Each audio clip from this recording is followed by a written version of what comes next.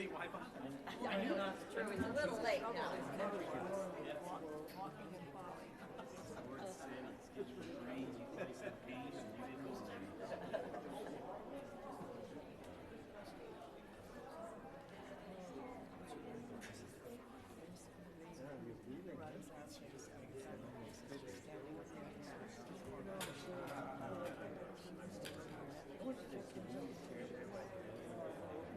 Yeah, the new one. Yeah, Jules went there. They had the X-ray technician who did X-ray. They email it off somewhere in the world. And then it may comes back to India or China. And it starts out You think I'm kidding? outstanding specimen of males. I like it. Yeah.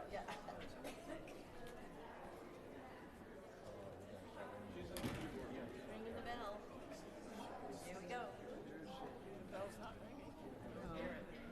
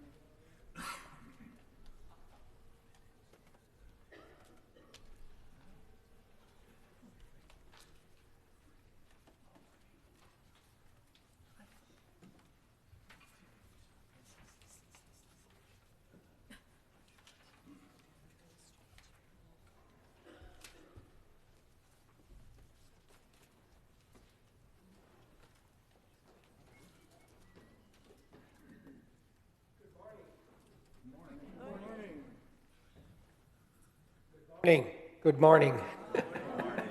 And welcome to the Guilford Community Church. Welcome to those who are watching. If you are seated near the center of the aisle, please sign our registration book, and hopefully after service you'll take a moment to greet the people you're seated around. Following our worship service, please join us downstairs in our fellowship hall for coffee hour.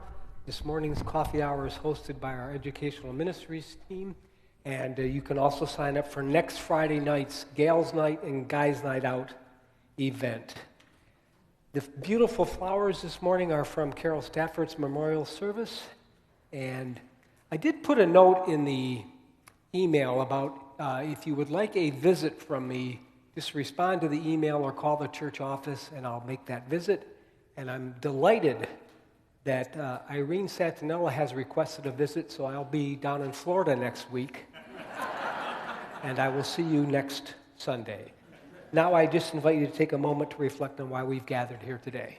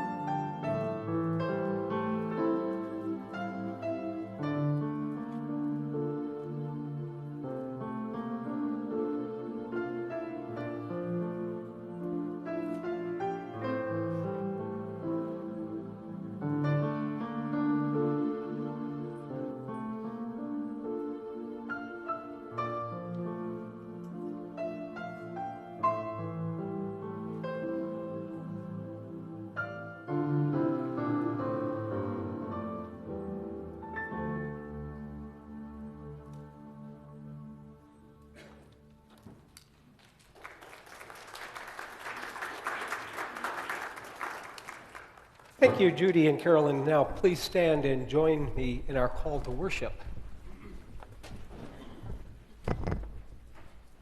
We are bold to claim we sense a sacred presence in this place.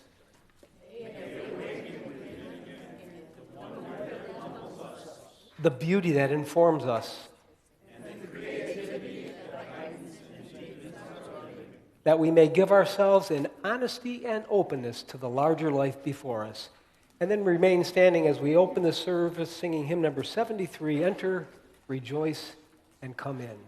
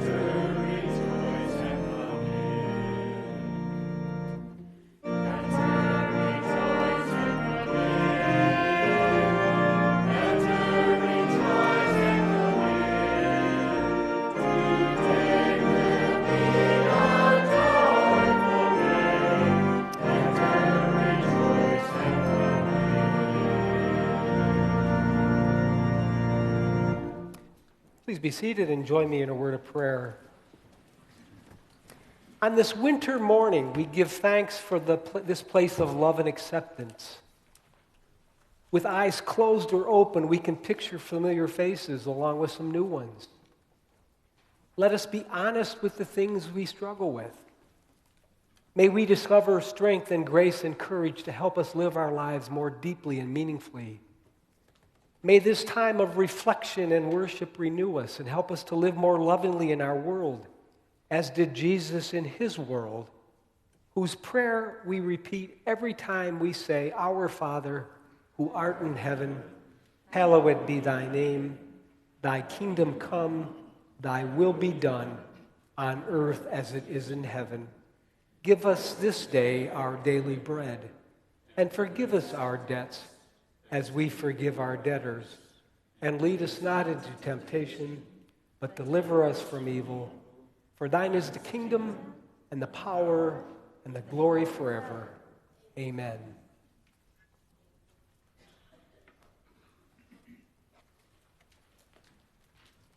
Good morning. Today I'll be reading from Ecclesiastes, the Common English Bible translation. This book is a portion of what many Christians refer to as Old Testament or Hebrew Testament.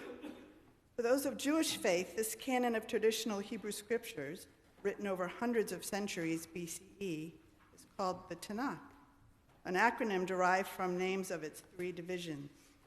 Torah, the first 5 books, are also known as Pentateuch, law or instruction.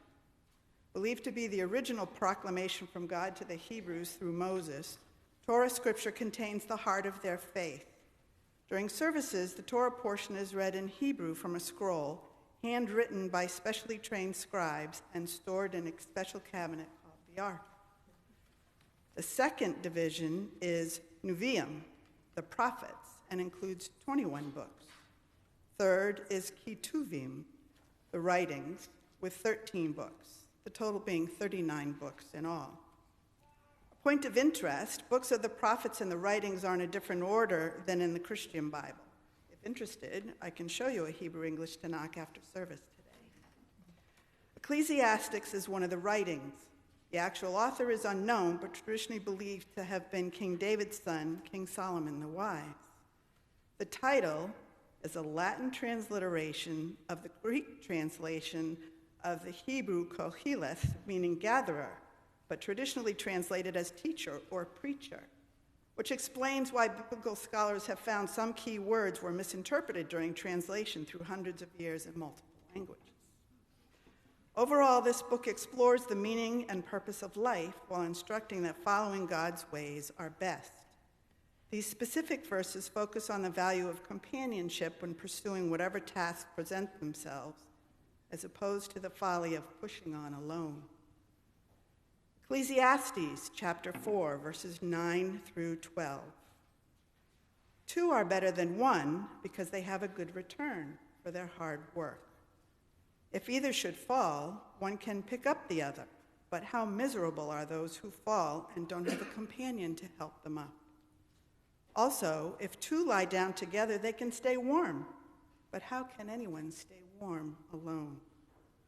Also, one can be overpowered, but two together can put up resistance. A 3-ply cord doesn't easily snap. May God bless the hearing of this word.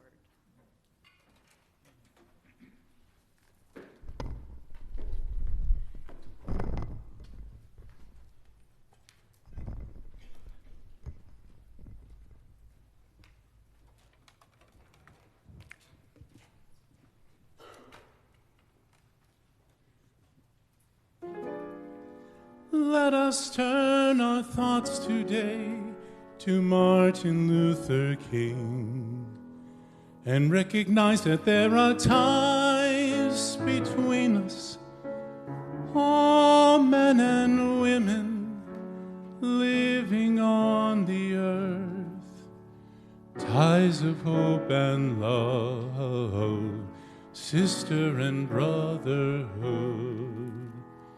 That we are bound together in our desire to see the world become a place in which our children can grow free and strong.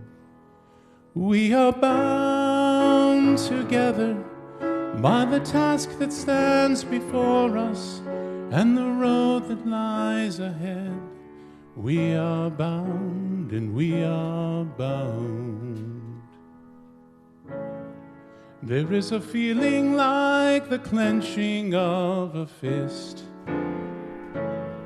There is a hunger in the planter of the chest. There is a passage through the darkness and the mist. And though the body sleeps, the heart will never rest. Shed a little light, O Lord, so that we can see.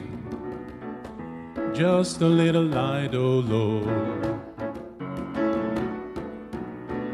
Wanna stand it on up, stand it on up, O Lord. Wanna walk it on down, shed a little light, oh Lord. Can get no light from the dollar bill. Don't give me no light from a TV screen. When I look in my eyes, I wanna drink my fill from the well on the hill. Shed a little light, oh Lord, so that we can see. Just a little light, oh Lord. Wanna stand it on up, stand it on up, oh Lord. Wanna walk it on down, shed a little light, oh Lord. Shed a little light, oh Lord.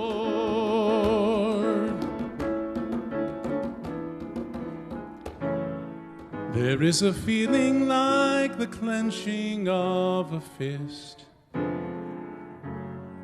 There is a hunger in the center of the chest. There is a passage through the darkness and the mist. And though the body sleeps, the heart will never rest. Let us turn our thoughts today to Martin Luther King and recognize that there are ties between us, all men and women living in the earth, ties of hope and love, sister and brotherhood.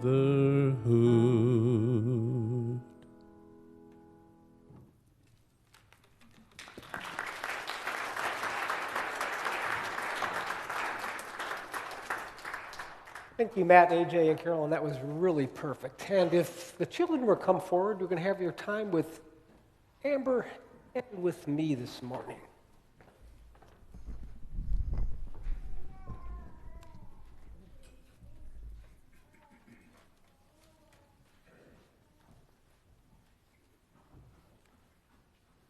Well, good morning. And thank you for lighting the candle this week. I know you were supposed to light it last week, and I messed up, didn't I? You reminded me. But I love that the service always starts with one of you lighting the candles, because all of you, all of us, especially the young ones, are people who bring light. Now, who's going to go to school tomorrow? Nobody.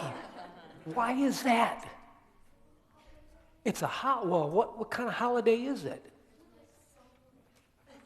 It's Christmas? No. What day is tomorrow? Martin Luther, which is why I think that tall guy sang that beautiful song, Martin Luther King. Who was Martin Luther King?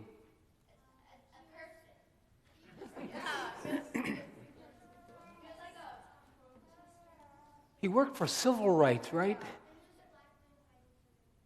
A black person fighting for rights for all people, right? Yes. Did a very, very important person. And I was thinking about, who do you think has the toughest job in all of Guilford? Your mother? Well, being your mom, I imagine, is a very stressful. The principal of your...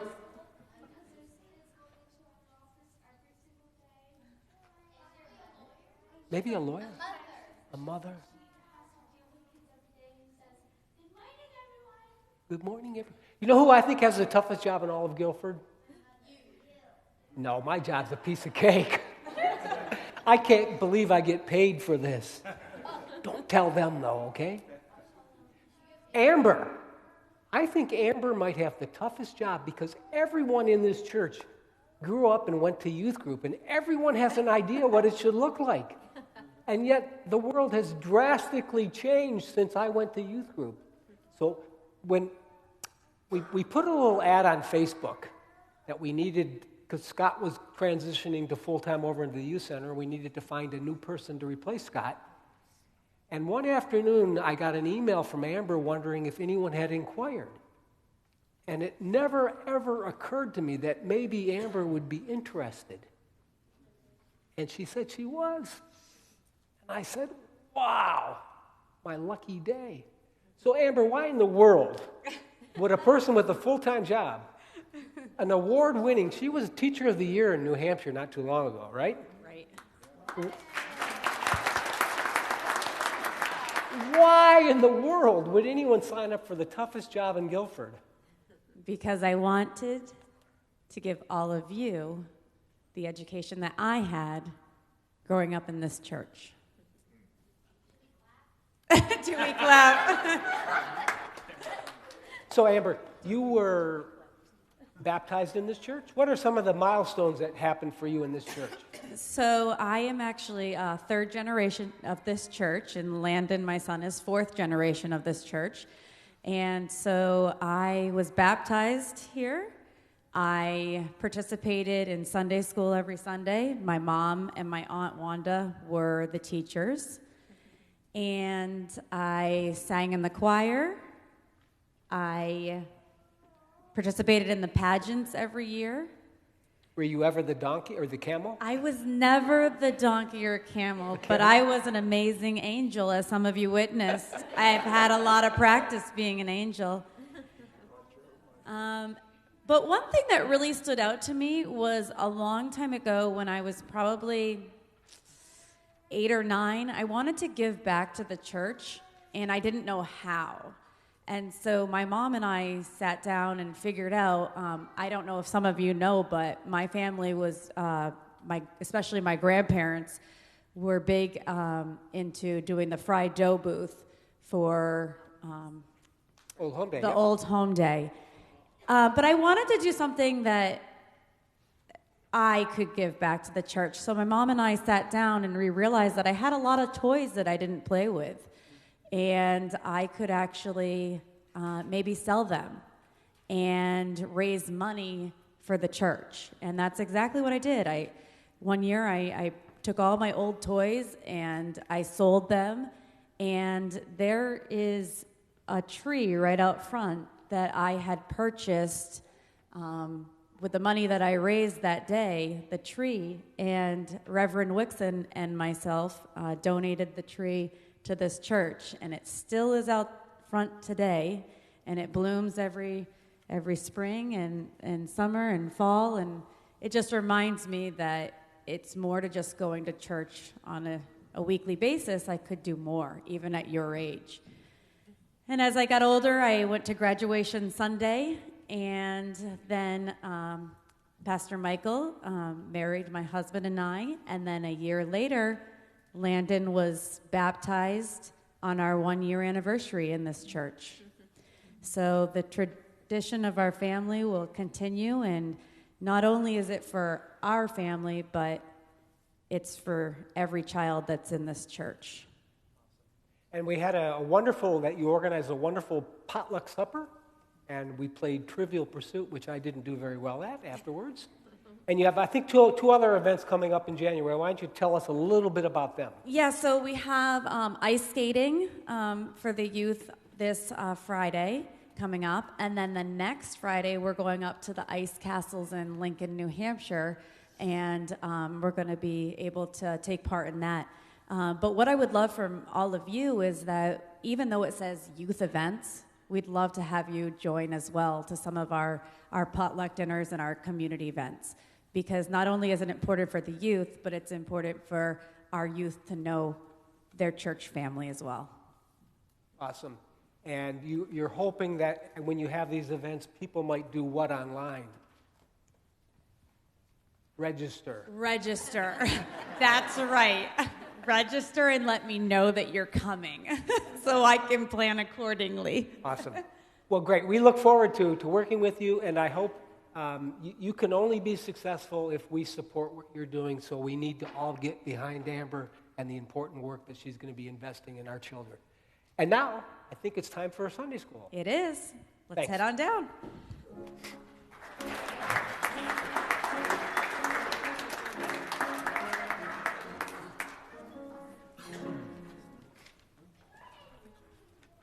Just a quick note about the anthem this morning. It's by John Rutter, who writes a lot of choral music. This is perhaps not his most famous piece, but it's very beautiful and fitting for today. There's a note inside that says, "Distant Land" was written in 1990, soon after the demolition of the Berlin Wall and the release of Nelson Mandela from prison. It was premiered in Carnegie Hall, New York. And the text especially is just a great message for today.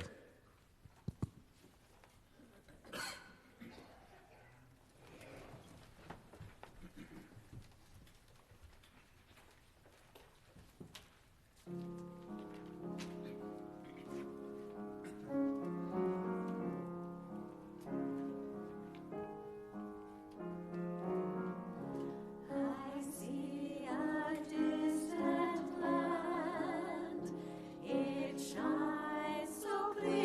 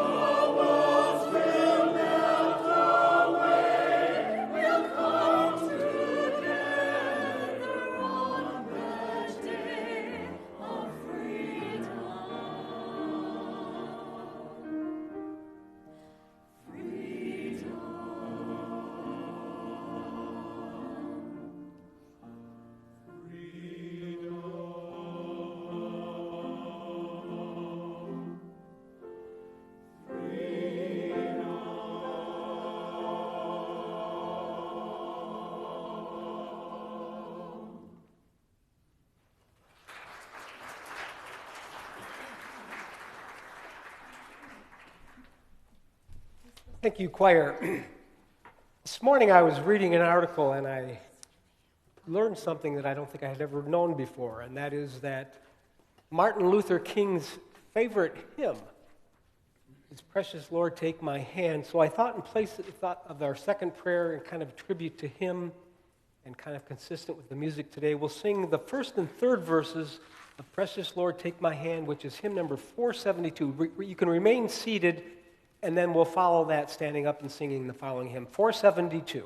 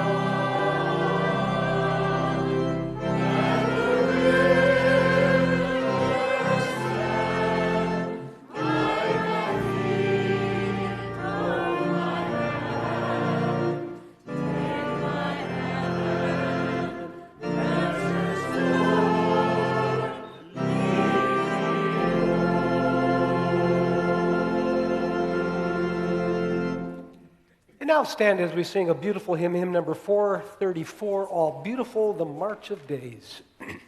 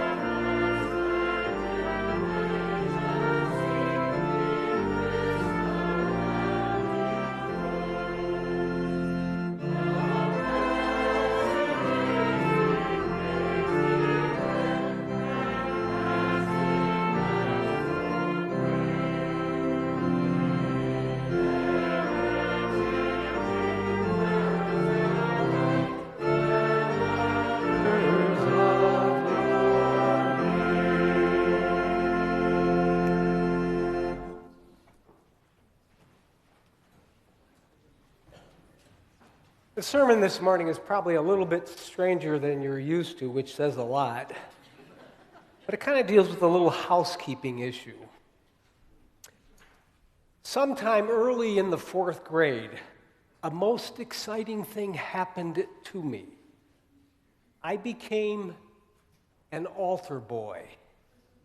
Became the operative word because being an altar boy was central to my identity, an altar boy. Now they're called altar servers because boys and girls can do the job. But back in the day, it was an all-boys club. As a young kid, I didn't just attend Catholic school. My mom was always taking us to church. I have lots of memories sitting through Mass on an early weekday morning. Not every day, but many. And so I think by 4th grade, I figured out if I've got to be there, I might as well be part of the show. I wanted to be a priest as well, but puberty put a quick end to that. So finally, in 4th grade, I got my ticket punched, and I loved it. Now, the funny thing is, I hated wearing my Cub Scout outfit to school. I quit the Cub Scouts after 1 year, but I loved wearing my altar boy attire. The routine was always the same. About 30 minutes before Mass, my mom or dad would drop me off. I'd make my way to the sacristy, which was directly behind the chancel. And when you walked in there, right to the left was a closet with all the black cassocks and the white surplices.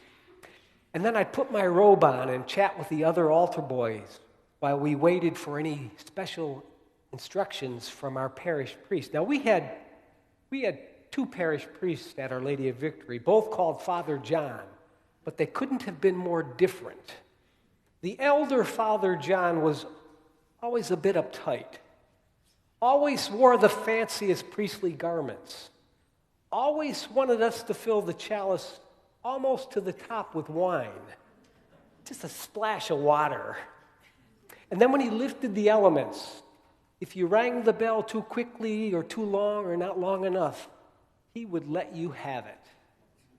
Now, the younger Father John came to our parish after working in Latin America.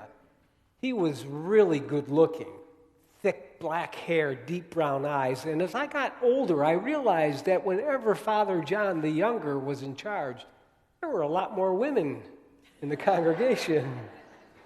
Now, he was much less formal, much less rigid. And at least as I remember it, he wore the simplest clerical garments that he could. And sometimes he played the guitar during Mass. And some of the songs he sang weren't even in the hymnal. More contemporary songs you might have heard on the radio. And after Mass, the younger Father John almost always sought us out and said, "Thank you. You did a really wonderful job this morning." I don't ever remember the senior Father John offering any affirmations. But nonetheless, I loved being an altar boy even when the older Father John ran the Mass. In about 9th grade, my family left the Catholic Church, and we started attending churches that were a little less traditional, a little less rigid. And some of those churches had clergies who wore robes and some didn't. And the same was true with the choir. Some did and some didn't wear robes. And then in 1993, when I got ordained, the church presented me with a beautiful black robe and a stole. A stole signifies that I was ordained, credentialed. And at 33, when I was first ordained, all of that felt good to me. Calvary was a fairly formal church, and that was fine with me. But on July 13th, when I fell off my bike right out there and broke my hip and wrist, about a week and a half later, I came back to church with a cane, walking rather gingerly. And at the time, I was afraid to wear my robe because I didn't want to trip. But having gone robeless for a few Sundays, I started thinking about it. You see, for the first 29 years of my career, I put the robe on Sunday after Sunday without giving it any thought. And for most of those years, even on the hottest summer Sundays, I wore the robe. I do remember one Sunday when I mustered up the courage. It was hot as all get out, and I took off the robe. And one of you, when you shook my hand, said, "Wear the robe next week." Now, the truth is, I'm largely indifferent to the robe. I never wore it out of religious convictions, but rather pragmatic ones. When I wear a robe, if I don't feel like wearing a belt, I don't have to. And if I perspire under my arms, no one sees the stain. Now, one thing I think all of you know about me is I don't think of myself as any different than anyone here. To use a word that Al Rollins used the other day when we were talking about these things, I believe in the priesthood of all believers, all of us. The real distinction between clergy and laity began to take place about the 5th century when the church sold its soul to the empire. And from that point on, men like me, and it was men like me, and then the rest of you, and men like me, we started wearing fancy clerical robes as one of the ways to prove that, one of the ways of demonstrating the difference between us. But at least in my book, there is absolutely no difference between us. My prayers are no more effective than yours. I'm not holier than anyone, even Dennis Franciosi. I am a flesh and blood person, and when I stub my toe, I sometimes say things I shouldn't. Now, when I visit someone at the hospital, I don't wear a clerical collar. I like to go incognito. And when I go to the desk and check in, and they always ask, "What's your relationship to the patient?" I say, "They go to my church," or "I go to their church," or "They're a friend." Now, I'll be honest, sometimes when I visit someone in a hospital in Boston and you have to pay for parking, I do tell them I'm a clergy, so I get out of that. And when I started 20 and a half years ago, Dick Peterson came to my office one day and he said, "I want to put this sign in the parking lot." It said, "Pastor's parking spot." It was a nice spot real close to the door. I appreciated the thoughtfulness, but I hated the idea.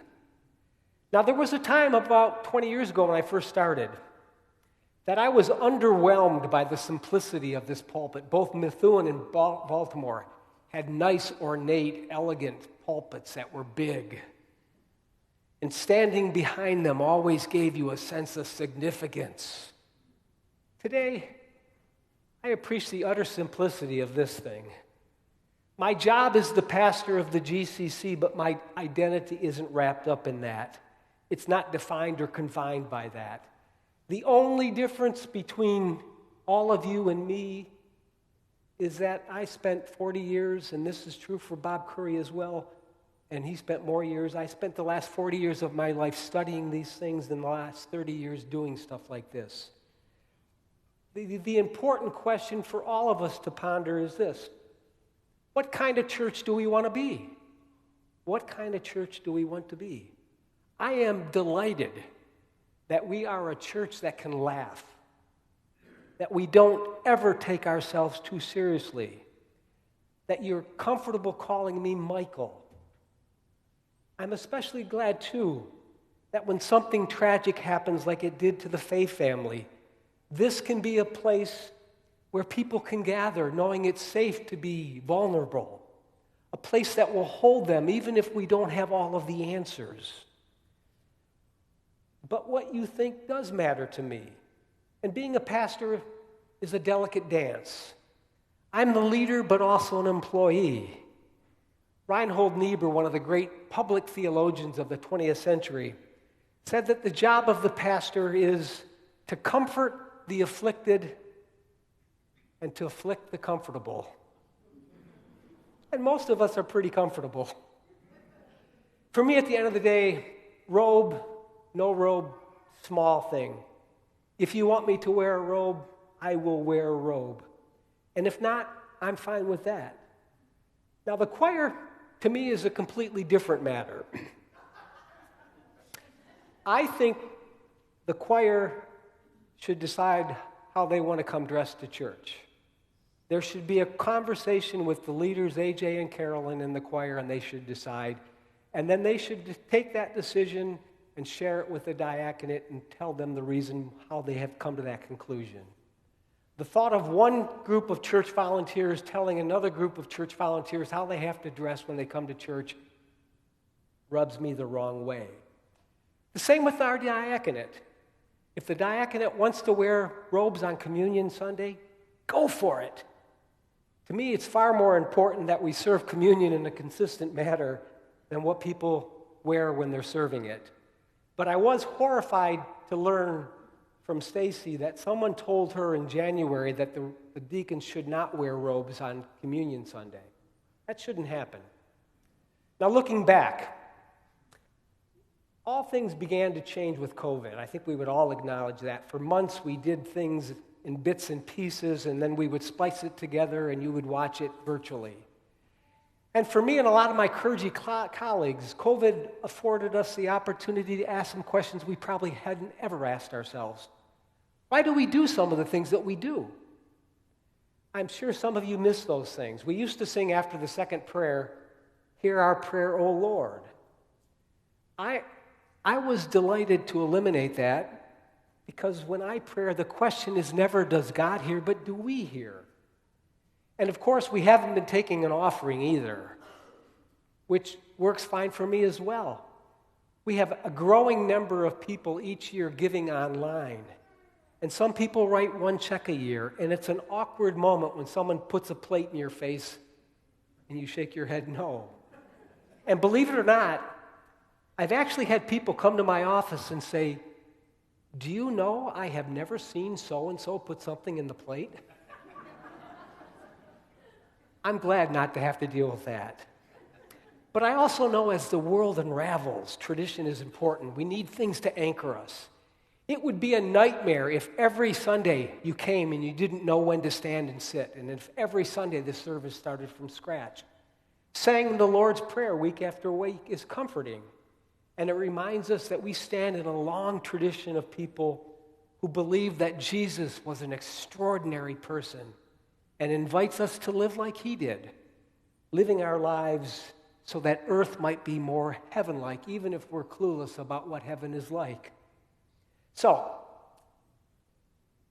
I look forward to your feedback. Sometimes I would be bothered if I asked you a question and you simply said, "I just feel that way." But some things are hard to explain. I can't explain why a particular piece of music moves me or some piece of literature touches my heart. All I know is that it does. I'm moved. And faith and ritual are like that. They can transcend rationality. They're more than rational, but not irrational. Now, it is irrational and irresponsible and maybe criminal to pray for your sick kid and not take him to the doctor. But it's trans-rational to pray for your kid, call the doctor, and stop at the pharmacy on the way home. That may be part of the beauty of places like this. We are mindful that there's more going on in the world than meets the eye. Some things can't be explained, but they can be experienced. There's a world of difference between reading a menu and enjoying a meal, between reading the dictionary definition of love and falling in love. So, shoot me an email, respond on Facebook, call the office and schedule a time to chat. What should we hold on to and what should we let go of? What happens between 10 o'clock and 10:49 on a Sunday morning is all of our business, not just the people who lead it. Amen. And now stand as we close this service singing hymn number 436. We'll do the odd verses, 1, 3, and 5. 1, 3, and 5. God of grace and God of glory.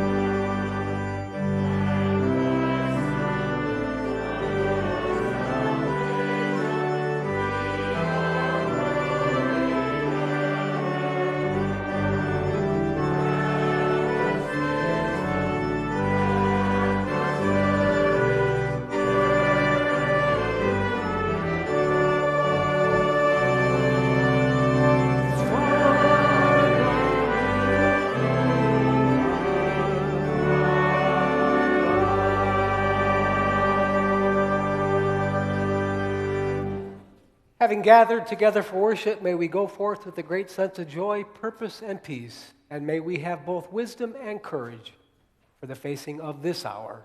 Amen.